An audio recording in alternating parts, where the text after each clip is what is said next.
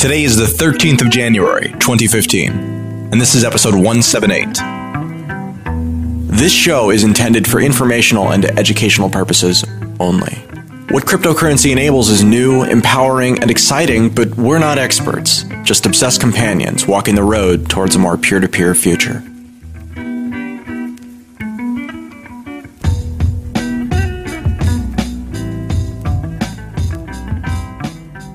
This is Stephanie Murphy for Let's Talk Bitcoin with a special report today. And I've got Julia Brave the World Toriansky on the line from New York City with me. Hi, Julia. Thanks so much for being here. Hi, thank you for having me. I don't mean to make light of this occasion because this is serious as a heart attack. You are in New York City, and I'm talking to you today because you're doing some activism in preparation for what could be probably one of the most important court cases or trials of our lifetimes. And that's not an exaggeration, and probably everybody who's been paying attention to Bitcoin knows what I'm talking about. It's, of course, the trial of Ross Ulbricht. Can you tell me a little bit more about what's been going on with the case and why you're there right now? The trial begins on January 13th, Tuesday. So that's this upcoming Tuesday at 9 a.m. and it's at 500 Pearl Street in New York. It's getting serious. People don't understand how serious it is because they think that this is, it's whatever, some guy who ran some website, who cares? But this is allegedly, right? Some guy allegedly ran some website that allegedly did some stuff. Big deal. But what this trial intends to do, if they sentence this man, which is he could go to jail for 30 years to life in prison, that opens the floodgates for loads of oppressive bad law, especially to do with internet. So things like transferred intent liability. So transferred intent basically means that if somebody uses your platform to do something illegal, the platform owner is liable to be prosecuted for those people's actions. So this logic, what I like to say is, if a guy is selling drugs on the street, on public sidewalks, should we be able to sue the government because the government built the sidewalks? And by their own logic, then you probably should, because it's the exact same principle that they're trying to apply to Ross there. Let's just back up for a moment here. In case you have been living under a rock for the past year and aren't familiar with this case, Ross Ulbricht is the person who is accused of allegedly running the Silk Road, the original Silk Road marketplace, which was an online platform where people sold things that may or may not be illegal, including drugs is one of the things that was allegedly sold there. You know, because Ross is being accused of being the operator or owner of this website where other people were selling certain things, some of which the government may not like. He is facing a very harsh punishment and sentence for that. And he's been pretty much vilified in the media. And I think as a result, a lot of the publicity surrounding this case, I think a lot of people are thinking of it in their own minds as, well, this young man is potentially an alleged drug dealer, and why should I care about this case? But what you're saying is the reason that you're there, and by the way, you came from Canada, so you've traveled a long way to be here. This case has broader implications beyond just the future of one man's life. This is actually about free speech. This is about internet freedom. And it's about a lot of different things that people may not be aware of, right? Yes, and it's already happening. The government is already infringing on our rights. And there was recently a case with FedEx where there was some people sending pharmaceuticals from Canada into America, and it's not legal to do so. And FedEx said, give us a list of suspects and we'll have a look into it. Instead, the government just served them an order, and they're going to have to be, there's a court case going on with that as well. So this is not even people selling ecstasy on the Silk Road. This is like blood pressure medications from Canada, where FedEx is getting dragged into the middle of it. Basically, they want companies to monitor their customers, because by that logic, again, we should sue the post office because people send hundreds of thousands of dollars worth of cocaine and pot through the post office. They are not subject to their own laws. So ultimately, they want censorship. What happens when companies are held liable for their customers' actions? whether it's websites, website hosts, anything on the internet, any platform, maybe like Twitter or Facebook, anything. If they're going to start being held liable for their users' actions and words online and even offline, like I just mentioned with FedEx, they're going to start censoring us because they don't want to be in trouble. And then that leads to self-censorship. We're going to be personally fearing for our freedom because we could be persecuted directly for things we may or may not say or do online. So we're going to self-censor. And just like with the whole Snowden mentality now, blow up. And what happened with that is, we're being watched, so we're not sincere anymore. We hold back on what we would normally say and on our actions because we fear, because we know someone's watching us. And now it's extending to not only we know the government's watching us, we know these companies are going to be censoring and watching us, and then we're going to be watching ourselves. And where does that leave us? This is about platforms and what those platforms are used for. I think most people, in a very general sense, think of platforms as just tools. They're places where people can gather and negotiate their own agreements and deals and business relationships and things like that. A platform, as you said before, could be something like a sidewalk, just a place where people can maybe happen upon each other, interact or something like that. Or a platform could be a website or a IRC chat or a place online. I guess what the government is trying to do is hold the proprietors of different platforms accountable for what their users do, which is, as you said, very difficult to do without a massive level of censorship. Could you argue that this is already happening? I mean, if you look at the terms of service for Coinbase or something like that, or even the terms of service for eBay, do you think this is a battle that's already been lost? It's already happening, and that ties it in well and nicely with Bitcoin. So if some entity like Bitstamp, just because they've been in the news recently, is held liable for things that people may or may not purchase with the Bitcoin that goes through that website, even more censorship. So that ties in nicely with why people in Bitcoin should really care.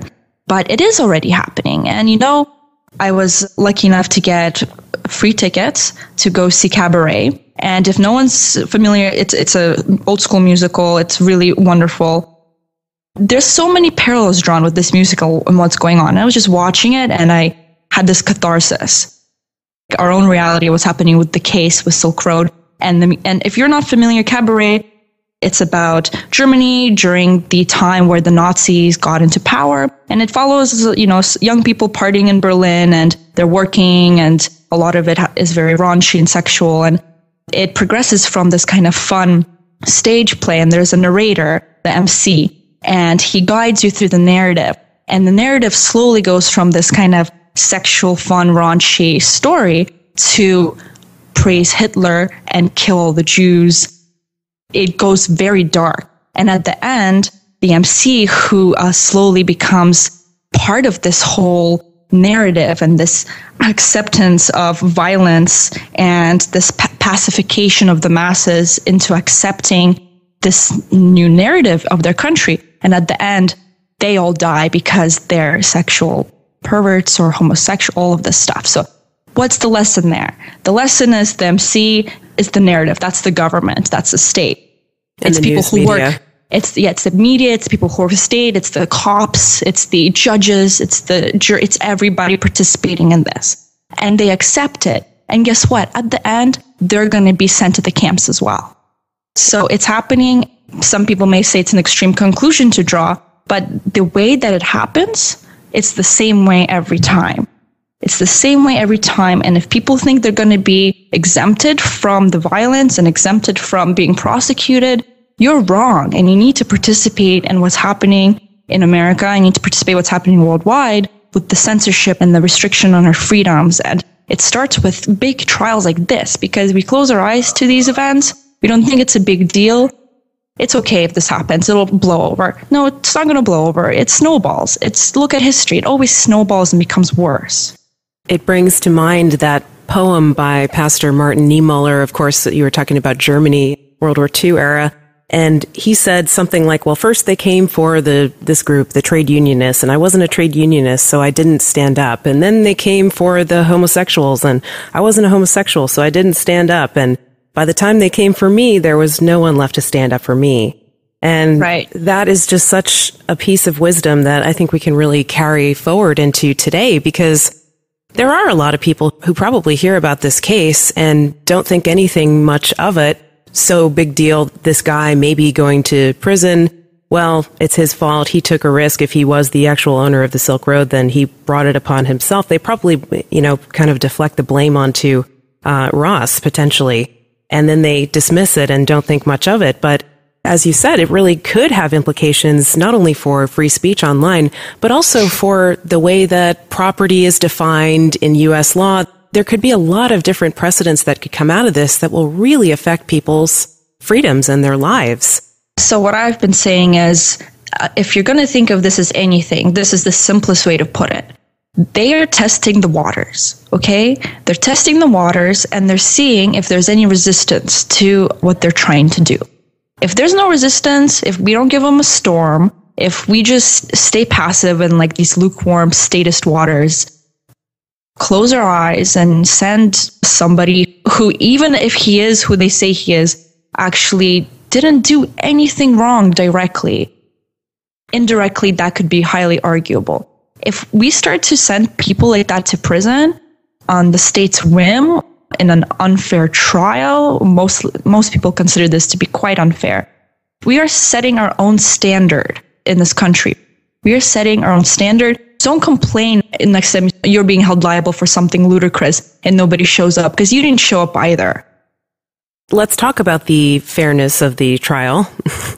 I'm laughing here not because it's funny, but because it makes me so uncomfortable.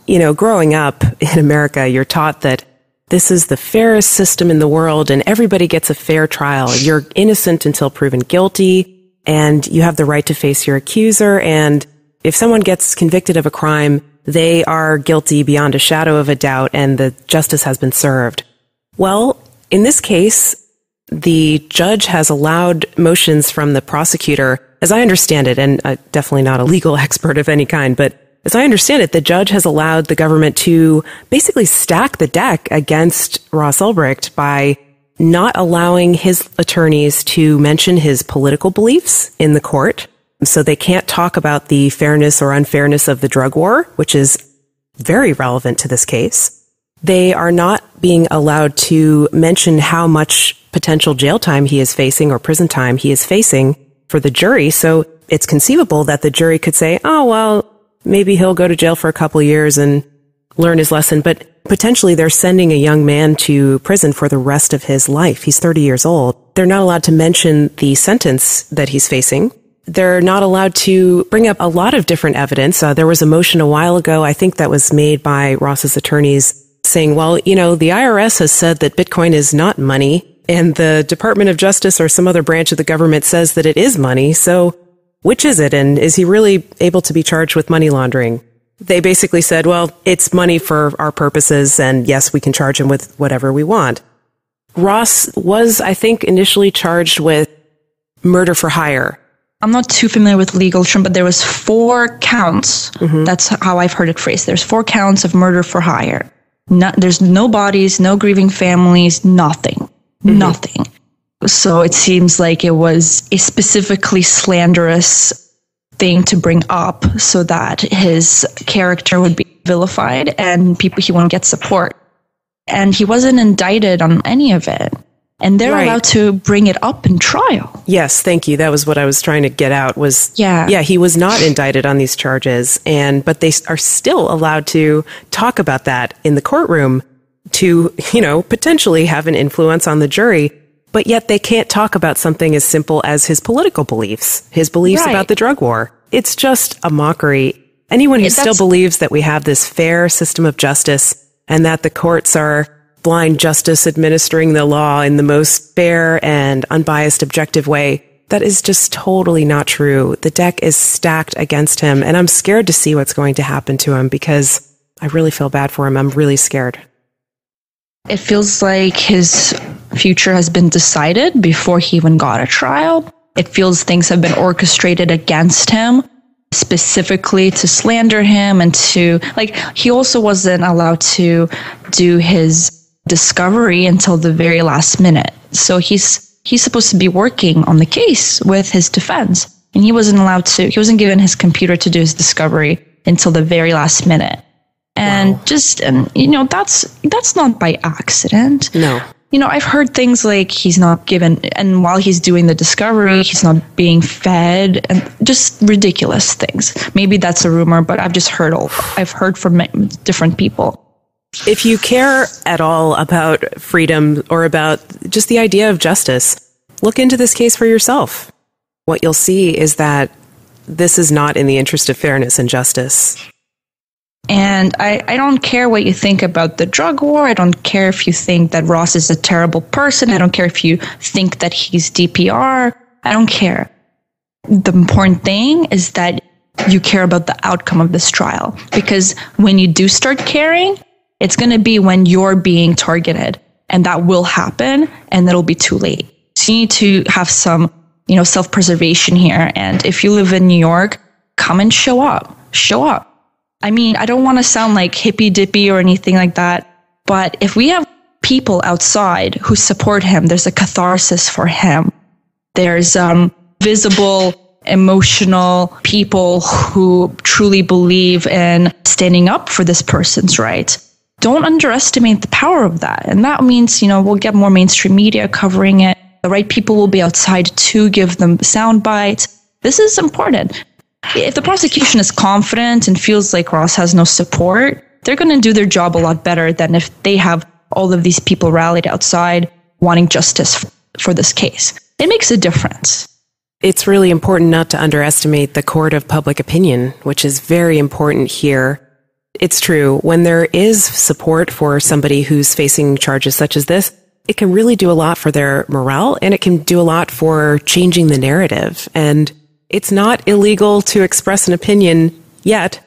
So if you're able to express your opinion in whatever way that works for you, however that means to you, maybe it's posting something online, maybe it's showing up, maybe it's doing outreach, maybe it's talking to a few friends, maybe it's talking about it on your radio show or podcast or something like that. Whatever it means to you, it's important to let your voice be heard if you do have an opinion about this. And if you're worried, come show up. We have gotten a little bit of donations from the community and from anonymous individuals. We will help you with a little bit of food costs. We will help you find accommodation. We will help you with travel. Reach out to us. How would people do that if they want to come and help out? Because this trial is actually expected to go on for at least a month. A month. Yeah, exactly. So the best way would be, if you have Twitter, the easiest way is to, tweet at Brave the World or at Bitcoin Bell, who is being the main figure in organizing this. She's done a lot of really awesome work and got everything together, and she knows the community, and we're basically doing this, the two of us, with the help of the people who have come forward to want to help us. At Brave the World or at Bitcoin Bell, tweet at us if you're serious, and we'll go from there.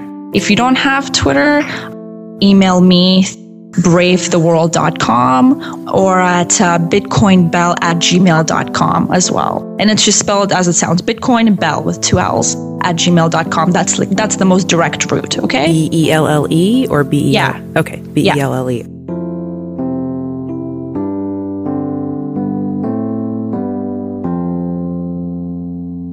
This episode of Let's Talk Bitcoin is brought to you by CryptoKit.com, the easiest, fastest way to send Bitcoins right from your browser. That's KryptoKit.com if you'd like to learn more. Today's magic word is Ross. That's R-O-S-S, Ross. You've got until the 17th of January to visit letstalkbitcoin.com or the Let's Talk Bitcoin iPhone app and enter it for your share of the listener rewards. Quick announcement. The sponsorship system will be live on Saturday, the 17th of January. You'll visit letstalkbitcoin.com, click the sponsor option in the top menu, and get access to a variety of sponsorship and advertisement options throughout the network. In addition to whatever specific tokens are accepted, like Bitcoin or our sponsor tokens, all items listed in the system will have an LTB coin price. It's our first test of what I call attractor pegs, where through relative pricing, we recognize more value in LTB coin than the market does, and see what the market does kind of in response. People who want to maximize what their value gets them in the system are incentivized to use their Bitcoin to buy LTB coin, and then spend the LTB coin with us instead of Bitcoin, creating demand for LTB coin, where to this point, our ecosystem has been one big faucet and really no sinks. There will be an entire episode very soon devoted to exploring the projects and tools we're building with Tokenly, which, as I've mentioned before, I'm just ridiculously excited about. But that's all I can tell you for today. Let's rejoin Stephanie and Julia now. For those who want to help with the Legal Defense Fund, there is a legal defense fund at freeross.org, and of course they do take Bitcoin contributions. If that's something that interests you, you can help Ross's family with their legal costs, because they're going to rack up. Yeah, I've been so inspired by what Lynn Albrecht has been doing, Ross's mother. She's been on the road for the last year trying to drum up support and spread awareness about what's been happening to her son, and she's really become a firebrand of an activist, and it's just really inspiring to see that. I hope if I ever face any kind of legal trouble that my mother would do that for me. You know? I can't even begin to imagine what it's like to have your child ripped away from you. I mean, he's horrifying. A man, but he's her child. So let's talk about the drug war. We've touched on it before, but you had said something, Julia, about, well, regardless of what your thoughts are on the drug war, this case has broader reaching implications. I think we should at least talk about the drug war itself and how honestly unfair it is.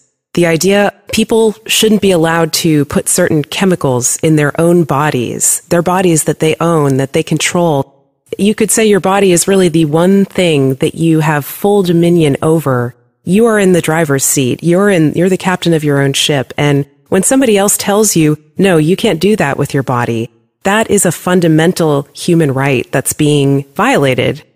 Personally, drugs and alcohol, not my thing. I don't even drink alcohol, okay? I like caffeine, but that's about it. But I can see the human issue in here and the idea that people do own their own bodies. And when they choose to ingest chemicals, or in the case of marijuana, which is coming crumbling down around the state as the public support just totally demolishes for any kind of enforcement of marijuana laws, the policy, I guess, is finally catching up to public opinion, where that's been for 40 freaking years. In the case of marijuana, a flower bud that you're putting in your body, and people are regularly beat up and thrown in cages, jail cells for it, fined large amounts of money, had their property stolen, searched, all for a victimless so-called crime. The drug war forms the basis for other egregious violations of civil liberties, violations of the Fourth Amendment. The whole, you can be free from unreasonable searches and seizures. Well, the drug war has been the basis for countless unreasonable searches and seizures of property. These asset forfeiture laws, where cops will search somebody's car, for instance, and find some amount of marijuana or other drugs, or they find cash, not even drugs. They just find a, quote, suspicious amount of cash, and they can charge the cash with a crime and then keep it. And in a lot of cases, there's been corruption where the police departments will actually keep that from themselves and not report what they found. This is also part of the criminalization of cash. There's so many other civil liberties violations, drug testing, you have to give us a sample of your bodily fluids so we can determine if you've been putting these chemicals in your body. It's gone to insane levels, and I can't wait for it to end. Not only that, but the Silk Road is a way that a lot of people found out about Bitcoin. Julia, I think you found out about Bitcoin that way initially. And maybe. Also, you may or may not have found out about Bitcoin. I may not even know what Silk Road is right now. That's right. And I mean, so it's introduced people to Bitcoin, but not only that, there have been academic studies that were done on the Silk Road showing that it decreased the amount of violence in the drug trade. And I mean, this is what I wanted to say, right? Yeah, it's intuitive. Beautiful dialogue about the evils of the drug war. And then what's the cherry on top? Some dude or a group of people make a website that's like, oh, now you don't have to be violated on the streets or be exposed to harm or violence. And you can just literally send somebody some whatever you made at home or grew at home, and they'll send you some money. No one's heard. Fake internet money.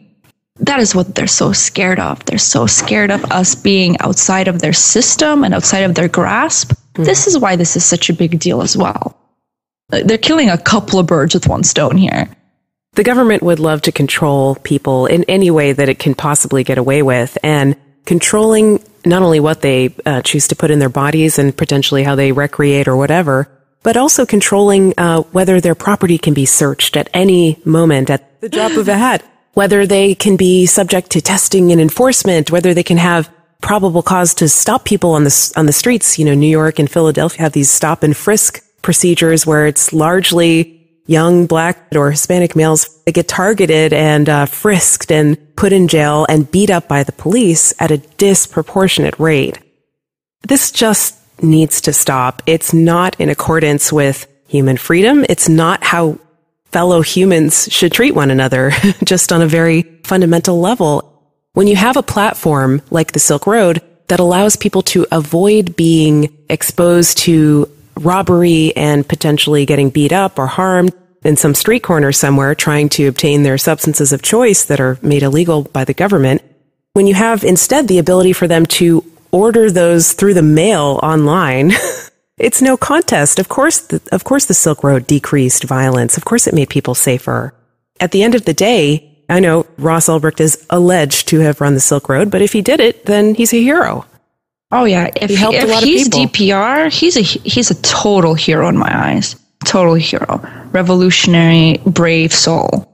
If it is him, he risked a huge price to pay, and my heart goes out to him. It really, really does. And being here and being part of all of this and trying to organize even just anything to help him or to change the narrative, that's the main thing, right? To escape from being part of the stage of gradual casual oppression by the media is like the lapdog of the state and by the state itself. That's what we want to escape. I don't know how much we can affect. I can't, I'm not saying, oh, you show up and you change the result of the trial. I'm not saying that, but they're testing the waters. And if you don't care, fine, but don't complain in 5 years when you can't write anything on the internet anymore, or when you can't participate on platforms or buy things online without worrying what you may be suspected of. Don't complain if you did nothing. Can we talk a little bit more about jury nullification? Is that an issue that's come up since you've been sort of on the ground in New York doing activism? Because there is this idea in America of the right of jurors to basically judge the law as well as the facts of the case. And this is sometimes referred to as jury nullification. It's described in the Magna Carta, as I understand it. It's not really like a constitutional principle, but it's just a basic age-old right. Not that something being old makes it a right or anything like that, but yeah, I know Martin Luther King has some quotes on it. It's a pretty old concept, and it's supported by some very admirable individuals. And I've really learned about it more in depth recently. So jury nullification is the idea that if you are on a jury and if you know, basically, if you've heard the evidence and you believe the person who is being tried is guilty, that they have technically violated the law, even if they are guilty by all the evidence, you can still vote not guilty. You can say not guilty, and you can hang a jury if you're the only one to do this, by the way. You can vote not guilty if you disagree with the law itself. And this was used during alcohol prohibition where, people were caught red-handed drinking alcohol during the 1920s and the Prohibition era, and they were acquitted by juries. The jury didn't agree with prohibition. This was used when the Fugitive Slave Act was in place, which required people that if there was an African-American slave that had escaped from their master and you saw him running across the field, you had to turn him in. And people violated that law. They got acquitted of that as well. So this has been used during some times in history where there were just bad laws, what we would consider today to be bad laws. But at the time, that was the law. Some people have this mentality of, well, the law is the law. Even if you disagree with it, you got to follow it. And I guess I can see that perspective. I don't agree with it. But if you're on a jury, you can vote your conscience. You don't have to say someone is guilty if you really do disagree with the law. And you could compare the modern day drug war to alcohol prohibition. It's exactly the same concept. Certain substances that people use as drugs are prohibited by law. If you don't agree with those laws, you don't have to say that the person who maybe violated them, even red-handed, is guilty. I hope that people who are called for jury duty bother to research their rights. And I think they don't because it's this, headache for most people, and most people don't care. And unfortunately, the attorneys, the prosecuting attorneys, really know how to stack the deck with jurors who are not informed about those rights. And yeah, because I know they get to vote on. I know that the defense, they select 10 and then the prosecution selects 6, but then the judge ultimately selects out of that pool of people. So my fear for this trial is they get, people who are much older, who never even heard of Bitcoin and don't really care about internet rights and are a bit more conservative in terms of drug use. And like you said earlier, they'll be like, oh, okay, yeah, he probably, ran this website and he, people sold drugs on the website. He needs to learn his lesson, maybe like 5 years or something. And then lo and behold, they're sentencing a 30-year-old dude to life in prison for transferred intent. And then they're like, oh, what did we just do? We didn't, So that's my fear. That is my fear. And that they don't know their rights. Most people don't know their very basic rights. Most people don't even know what the amendments are. They can't recite them. It's a sad state of affairs. I'm afraid it's not going to be looking good for Ross. I do think people could have the power to change that, especially if there's a focused effort, and I think there is, on educating jurors about their rights. Not just jurors, but everybody who maybe passes by and sees a message, because you can't actually go to a courthouse and try to find out who the jurors are and then attempt to influence them in some way. No, of course not. And that wouldn't be good for anyone because... No. Let's say he was a terrible person or something, and then we were saying how he needs to be put away, and then people are influencing the jury in the other direction. But there is, I agree with that law. Yeah, but there is the potential for if there's just a big billboard outside the courthouse or something that says, hey, do you know your rights? If you ever get called for jury duty, you can judge the law as well as the facts of the case. Check out the American Jury Institute or FIJA, the Fully Informed Jury Association. Or just, Google jury nullification and figure out what your rights are. There has been an effort just in the past few months, not because of this case, because of a lot of cases that there have been some high-profile, important cases in the last few years. And people, they're organizing organizations that are focused on this. They've been doing some efforts just generally in terms of educating people about jury nullification. If that has any snowball effect towards Ross's trial, ultimately, more people that know their rights, that's a better chance of getting jurors that know their rights. That's the baseline.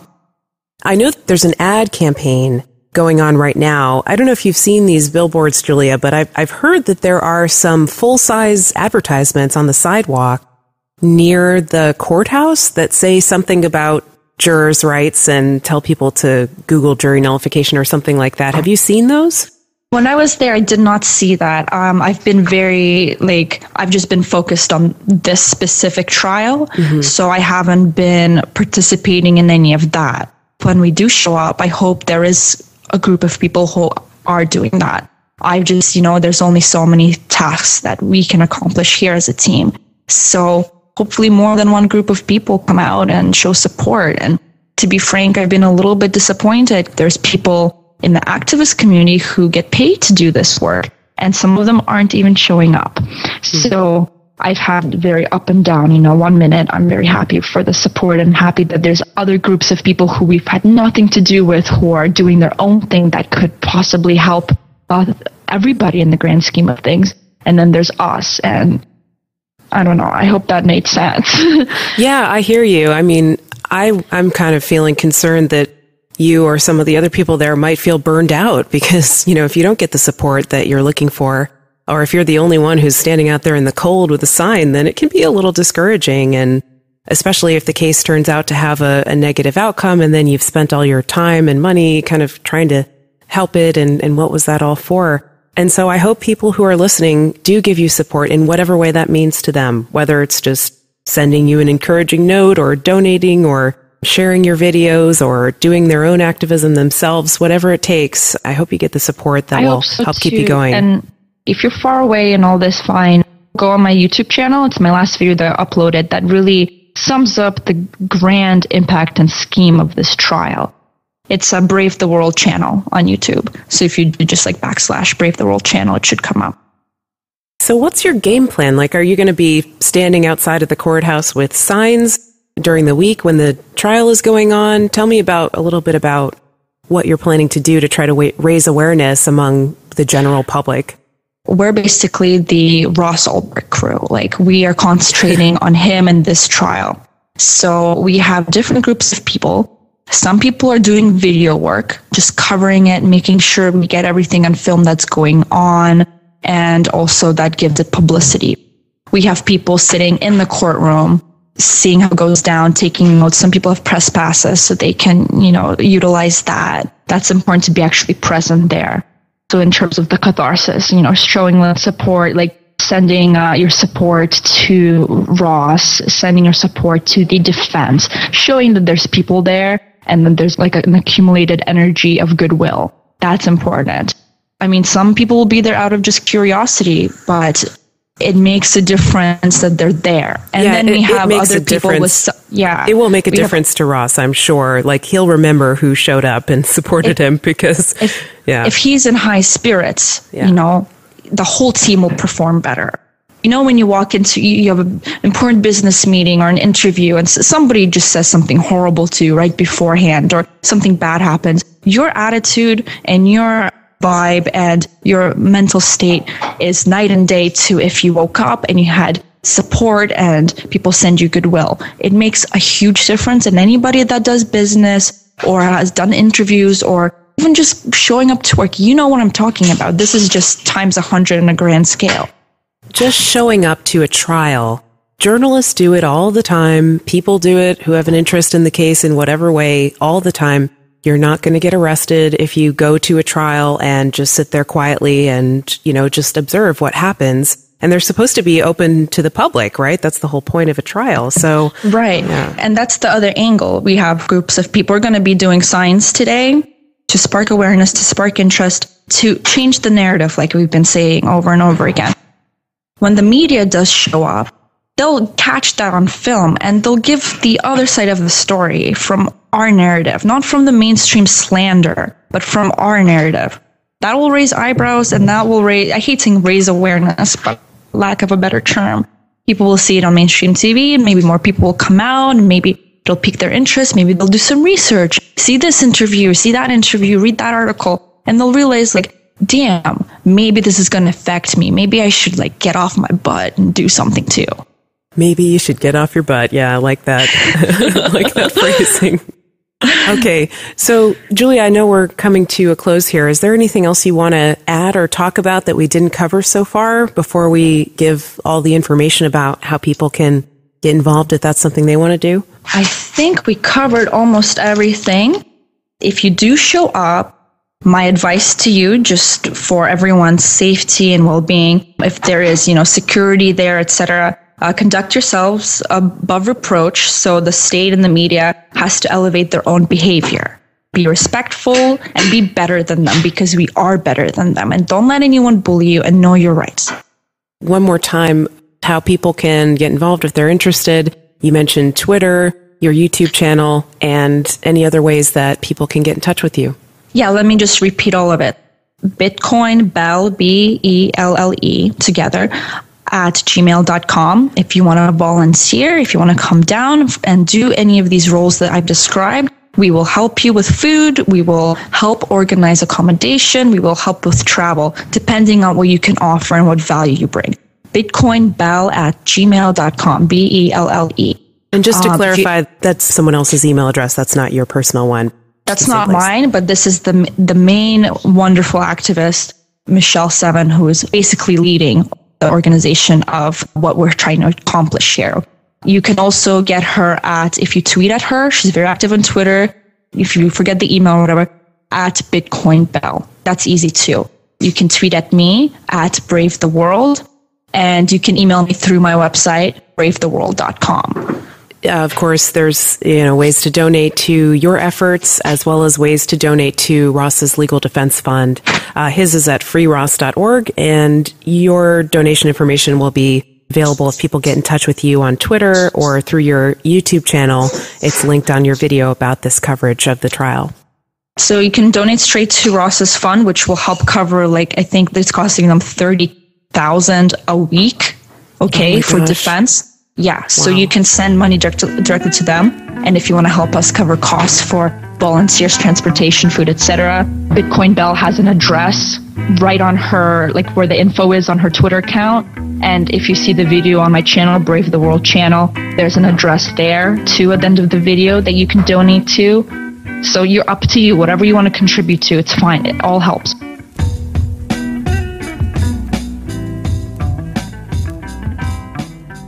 Thanks for listening to episode 178 of Let's Talk Bitcoin. Content for today's episode was provided by Stephanie and Julia. Music for today's episode was provided by Jared Rubens and General Fuzz. This episode was edited by Adam B. Levine. See you next time.